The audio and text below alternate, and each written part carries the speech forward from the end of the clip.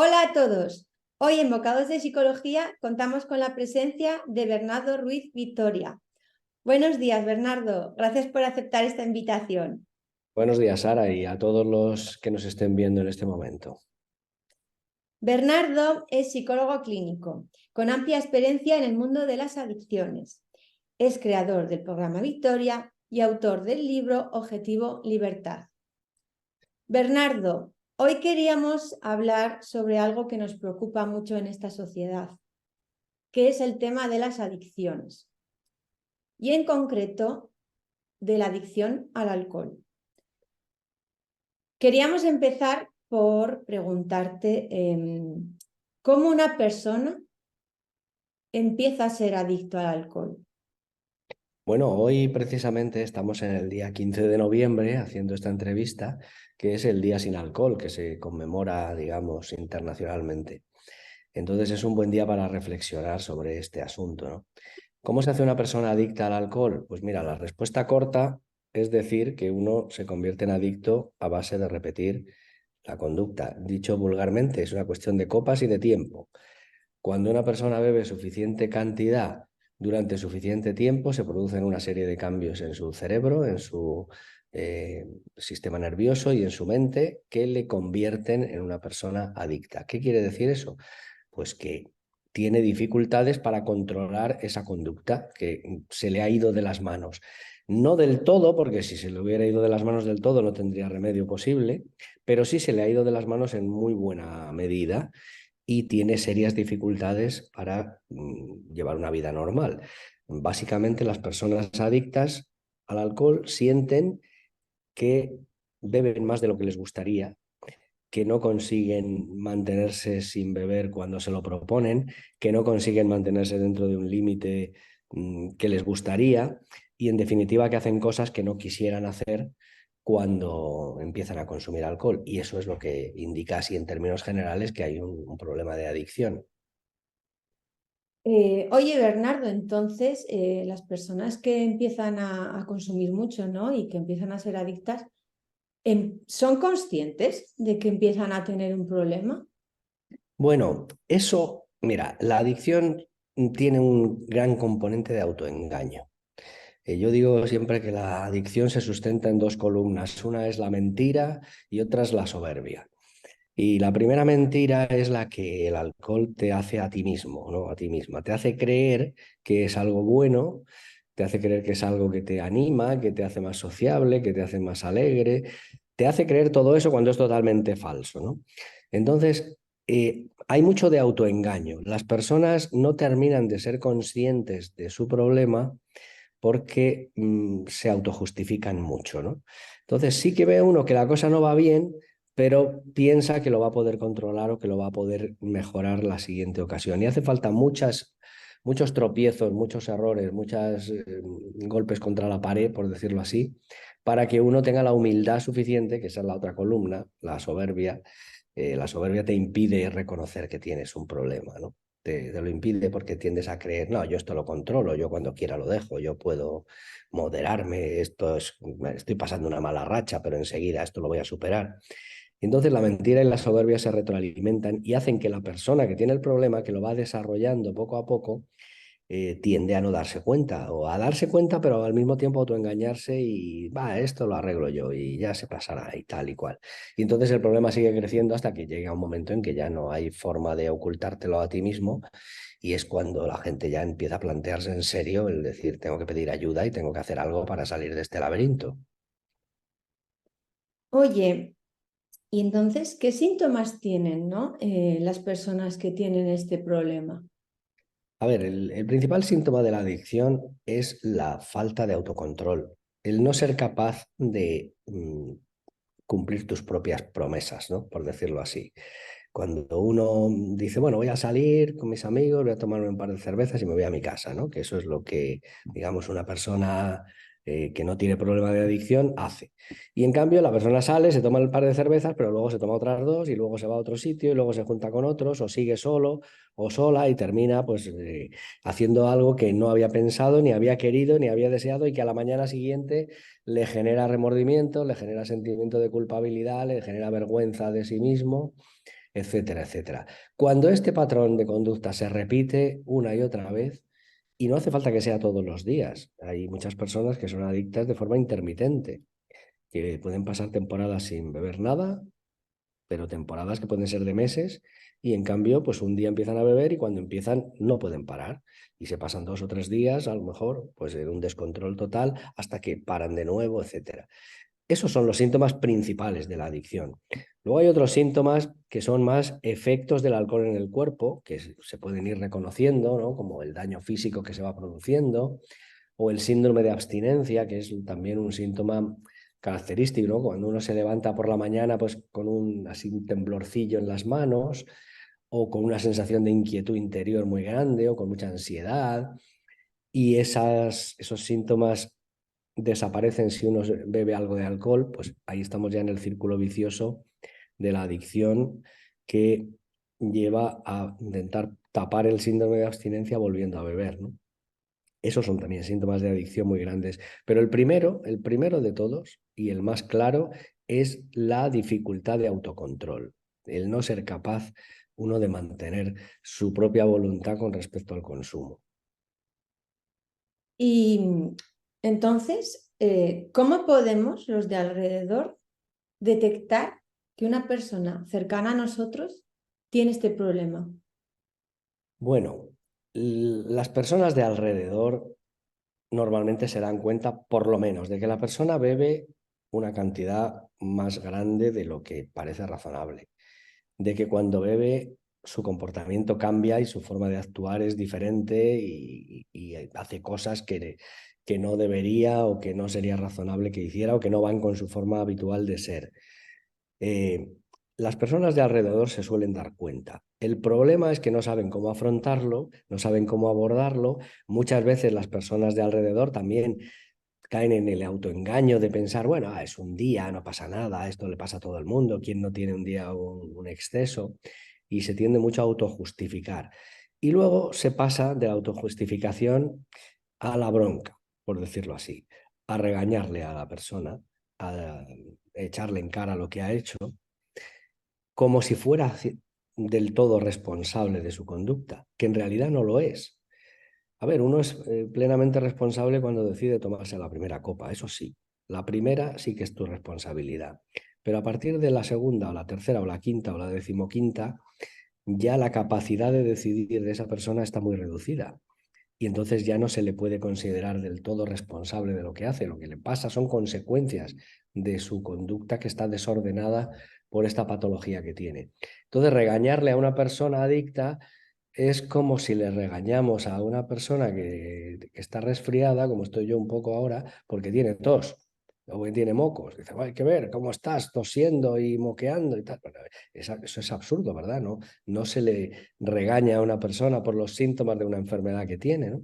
En cambio, con la adicción sí suele pasar eso, que los familiares o amigos o compañeros de trabajo o personas allegadas a veces lo que hacen es regañar a la persona que tiene este problema en lugar de tratar de empatizar con ella y decirle, mira, yo creo que esto que tienes no es normal, que esto que te está pasando no es bueno, no es correcto, no es razonable, creo que deberías consultar con un experto, con un profesional, que ese es el consejo fundamental que hay que dar a los familiares, amigos y allegados.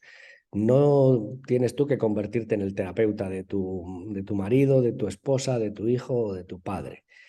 Tienes que hacer pues como si tú tienes la sospecha de que puede tener un problema cardíaco. No haces tú de cardiólogo, ni haces tú de urólogo si ves que tiene un problema o síntomas de tener un problema urológico. Lo que haces es que le dices vete al médico, ¿no? Y que el especialista valore lo que te está pasando.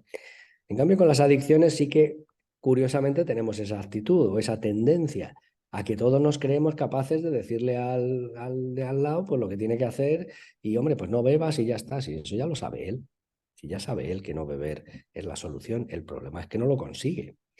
Entonces, bueno, en definitiva, mi resumen es que si tú quieres ayudar a una persona cercana, una persona que quieres, que te preocupa su consumo de alcohol o tal vez de otras drogas, lo que tienes que hacer es orientarle a que se ponga en contacto con un especialista que valore su situación y que le oriente hacia el tipo de terapia que pueda necesitar para corregir el problema antes de que sea más grave. Porque este problema de las adicciones y sobre todo el alcohol, pero bueno, con todas ellas pasa igual, siempre va a peor.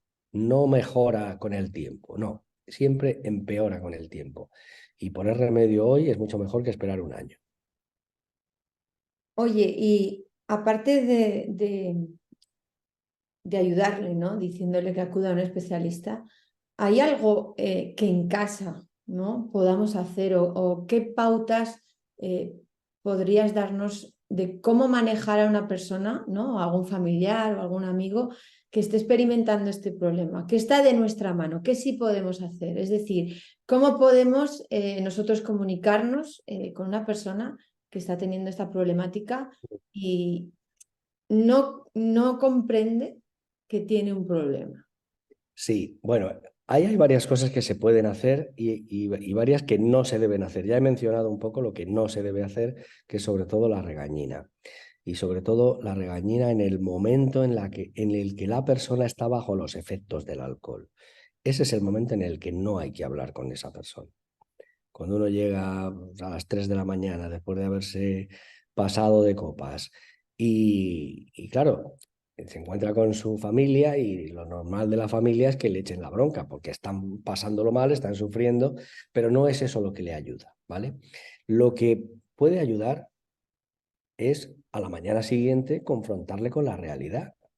Cuando ya no esté bajo los efectos del alcohol o en todo caso esté bajo los efectos de la resaca, entonces decirle, mira, ha pasado esto, ayer llegaste a tal hora, yo me lo he pasado, hablarle de cómo tú te sientes como familiar, mira, yo me siento muy mal de verte de esta manera, a mí no me parece que esto sea un comportamiento normal para ti, yo entiendo que tienes algún problema, que hay algo que te está llevando a descontrolarte con el alcohol y creo que deberías consultar con un especialista o deberíamos, ¿no? Se puede uno incluir en la consulta y siempre orientarse hacia pedir ayuda.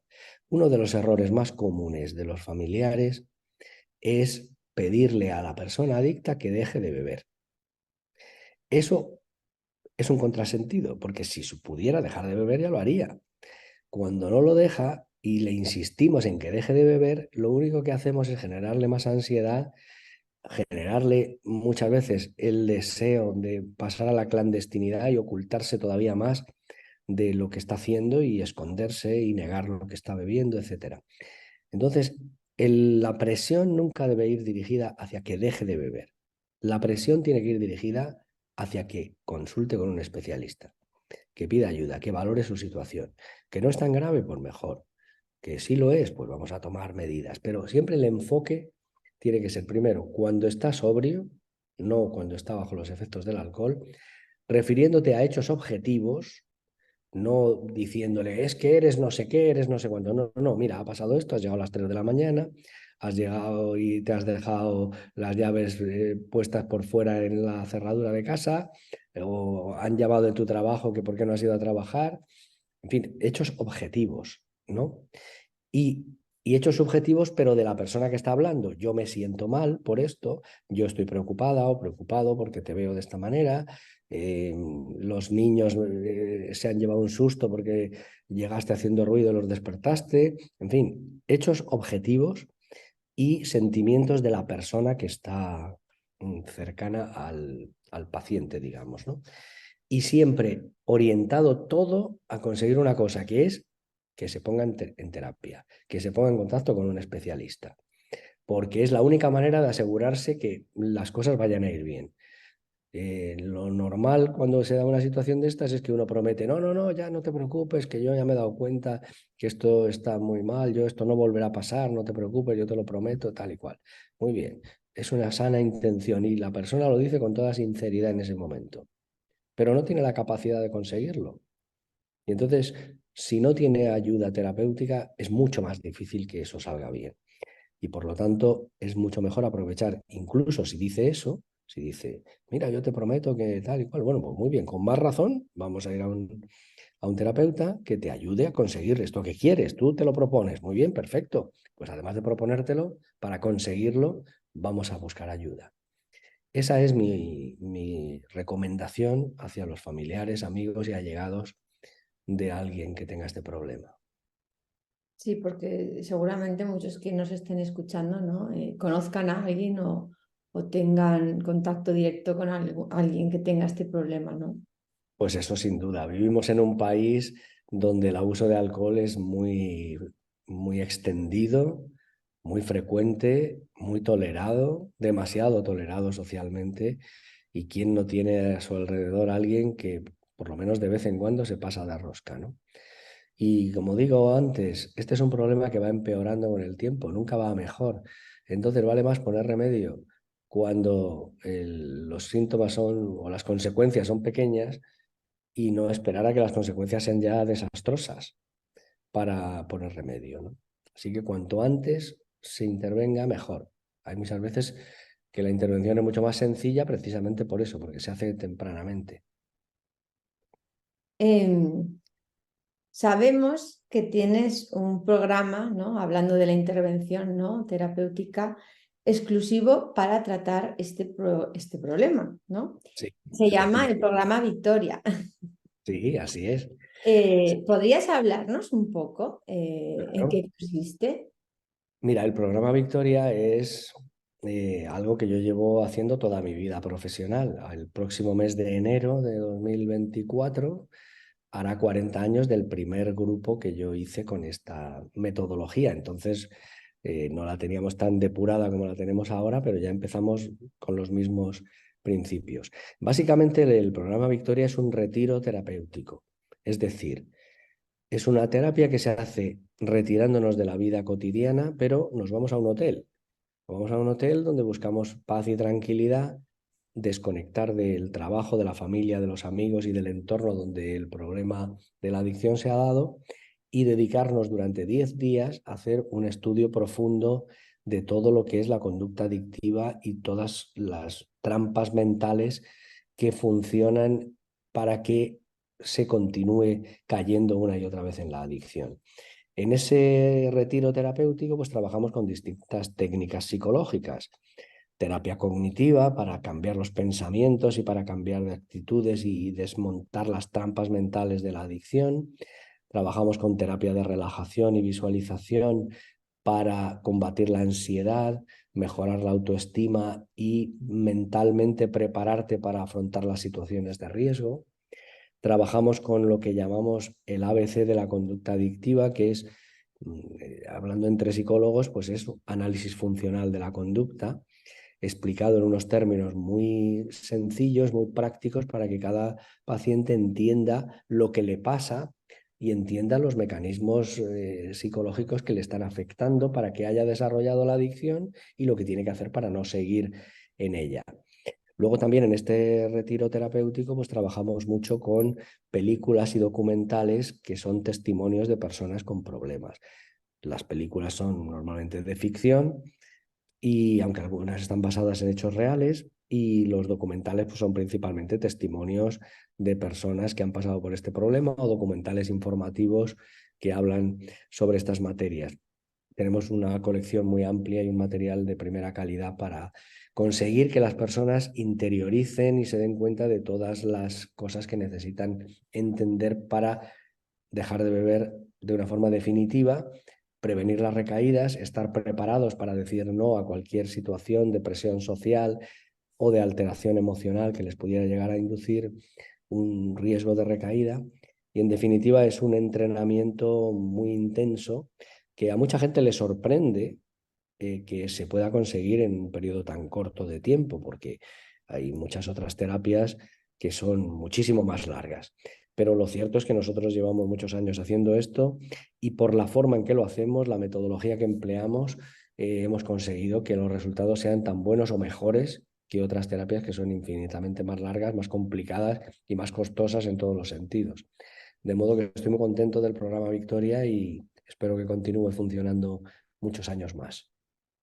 Pues felicidades, ¿no? Por este gran programa que has creado y gracias, ¿no? Por acceder a esta entrevista y deseamos que este vídeo y esta entrevista, ¿no? Pueda llegar a todo el mundo que necesite este tipo de ayuda. Así que muchas gracias por haber Bien. accedido y por todo esto que nos has contado. gracias a ti y a estos bocados de psicología, Sara, que seguro que alimentan a muchas personas. Y hasta Gracias. Hasta luego. luego.